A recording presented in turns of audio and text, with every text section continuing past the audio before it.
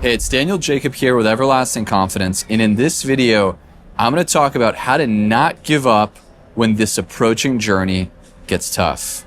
I've been approaching girls for over 12 years. I've probably approached over 20,000 women at this point in my life, and there were many times where I just felt completely defeated. I wanted to give up, I wanted to throw the towel in, and I wanted to just say, you know what, just screw this whole thing.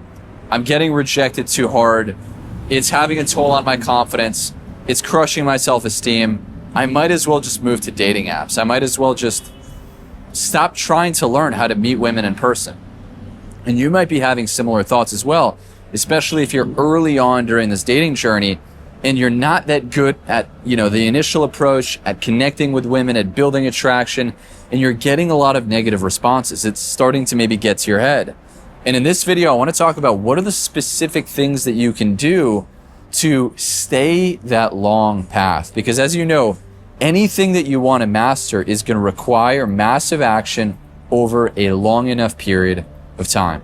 So looking back over these 12 years, there were specifically two things that I did right after I would approach a girl that has massively increased my motivation to keep going and has allowed me to not ever take a rejection personally. Now, the first thing that I do, whether an approach goes well, whether I get completely blown out, whether I end up getting a number, or even having the girl wanting to spend time with me in that very moment, no matter what happens, I go ahead and give myself some positive validation. Now, this is important for a couple reasons. One, because you're rewiring your brain to give yourself validation instead of looking for validation from the outside.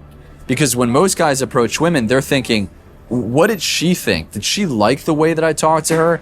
Was I confident enough for her? What did she think about me after I spoke to her, right? What did her friends think of me? So all of these thoughts that are totally out of your control, where when you take a moment, you pause, and you give yourself validation, what that really does is that starts to build that deeper sense of inner self-esteem and self-security. Okay, so that's the very first thing that I do after every single one of my approaches is I give myself some credit for going for it, regardless of the outcome.